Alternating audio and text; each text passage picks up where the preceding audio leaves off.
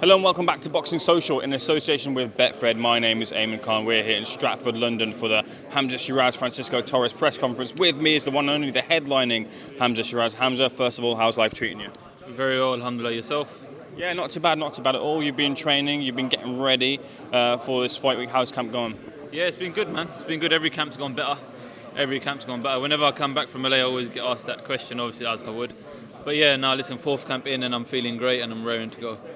In the time that you've been over in LA learning at the TKO gym with Ricky Funes, what are kind of the things that you feel that you've learned that have really brought you on as a fighter? Just ring generalship, just basic stuff, to be honest. I wouldn't really say, I learned how to throw this combination properly or something. I'll be sounding a bit silly.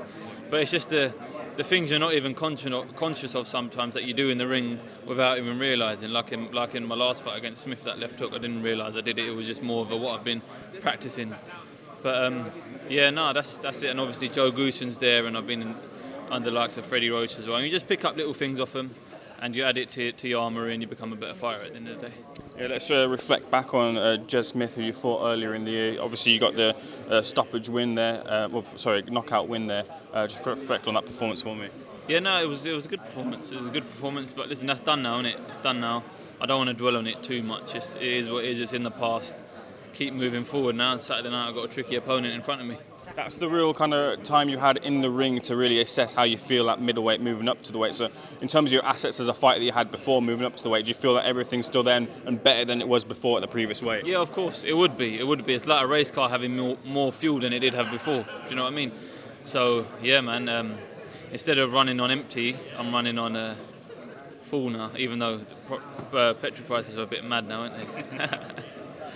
There's a lot of talk about you, if you rewind a bit further, about the Skeete fight and the fallout from that. Do you feel like that's kind of dissipated now and people, with the Jed Smith fight, you kind of put that to bed, really? You obviously tried to get the fight too. Yeah, I tried, but listen, at the end of the day, how you got to look at it now, yeah? 10 years down the line, when you look at my box rec or you look at something, you're going to look on that and it reads TKO and a win. So it's done now, isn't it? It's done now. I offered the rematch, it is what it is. That's it, happy days. Hamzah, this weekend, if you look forward to it, it's Francisco Torres in the opposite corner. Do you know much about Torres? Is he the type of fight you've studied in the lead up to this one? I ain't watched too much of him. I've seen him fight a little bit. He's tricky, knows his way around the ring, but I think it's nothing I'm not prepared for. And like I said, I'm raring to go. Is there a different type of style or anything different you want to show in the ring in the time that you have with Torres on Saturday night too? No, not really. Nothing I really want to I want to show my power, I want to show my speed. It's nothing like that. I just want to get in there, put on a good performance and win. That's the main thing, isn't it? Getting a win and looking good doing it. I saw in a video, I think it was on Queensbury's channels, that you were targeting a specific fighter, that fighter being Chris Eubank Jr. A tasty fight in prospect there. How far away do you feel you are to, first of all, those types of fights?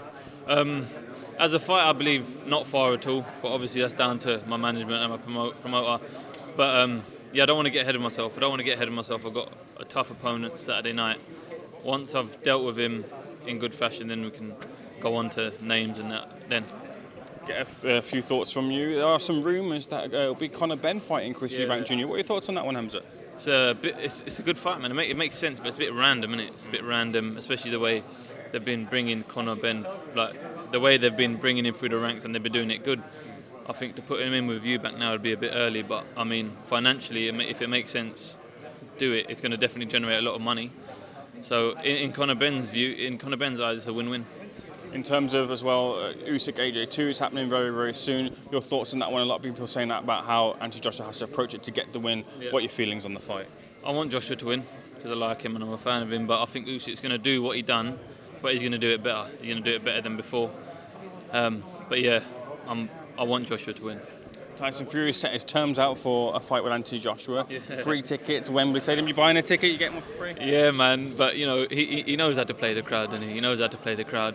But yeah, I'll be there. Hamzah, final one, because you're just about to start. What can we expect to see from you on Saturday night? A good performance. Definitely a good performance. Hamzah, thank you so much for the Boxing Social. Much appreciated.